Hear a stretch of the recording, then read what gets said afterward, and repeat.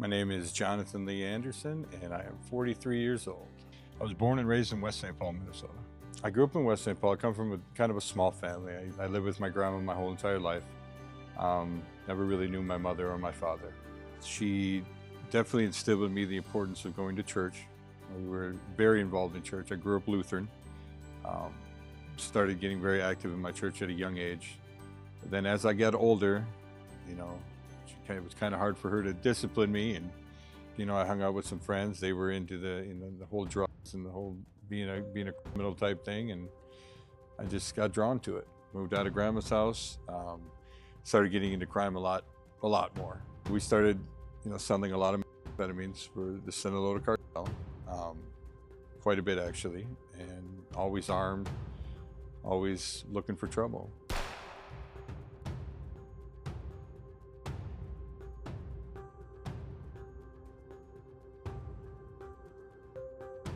I got arrested, and I had a bail of $50,000. So I paid the $50,000. I got out. I cashed out everything I could and hopped in a car and went to see a friend in California. And I ended up getting stuck at this little town called Ocotillo, California. I lived 1 mile from the Mexican border. I could see the wall from my front door.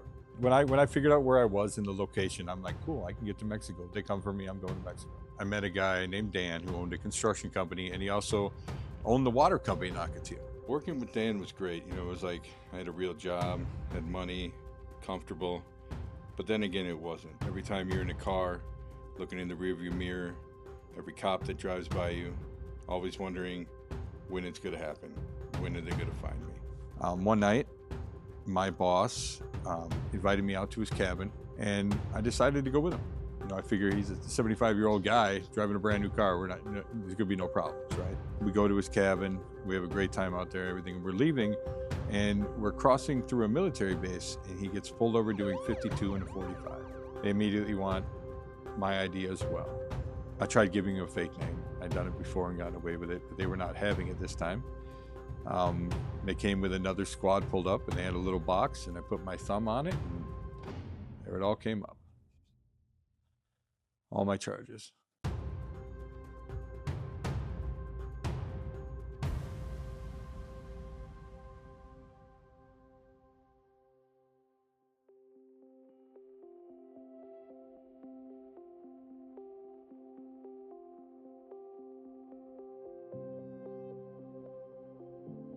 I was probably a month or so into the program when it really clicked for me. I remember being up in my room, and I know my court was the following week, and it was sentencing. It was either I'm going to prison for 25 years or I'm not. I remember laying there, and I was pretty worried about it. So I came down here to the chapel, to the spot over there on the altar where I've knelt down every Sunday and Wednesday since I came in this building. And something told me to just forgive yourself. That was my thing, is I didn't feel worthy of God. When I forgave myself at that altar, everything changed. It was the hardest thing I ever did.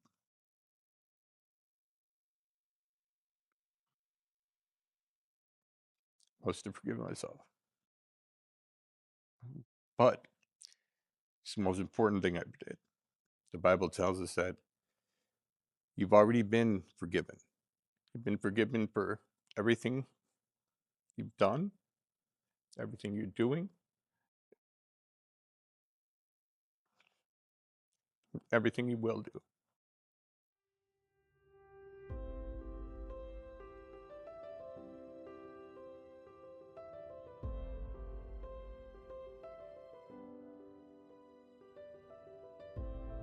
On Sundays here at the ARC, after our regular church service, we offer transportation to the guys to go to other Salvation Army Corps to experience what it's like there. I got to experience the mission integration at Parkview, and that was the greatest thing that's happened. I remember going there and just feeling like I was home. Everything about that place, I loved it. I knew from that day that I wanted to get as many people as I could there to feel the same thing I felt. And then came the opportunity to become a soldier. They talked about it, Major Claire was talking about it, talking about, she was going to be having this class, in soldier class. So I enrolled in the soldier class, became a soldier at Parkview.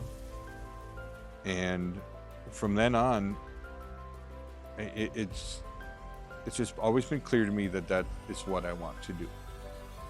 I want to show as many people as I can that it is possible.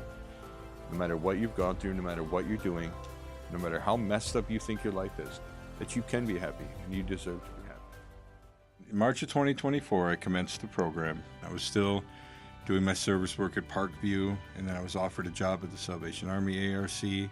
Everything started to open up for me, and I just don't have the words to express the gratitude I have for the Salvation Army and just how welcoming it was and giving me the real opportunity to change and start a new life and being able to help others and just continue the mission of the Salvation Army for a long time to come.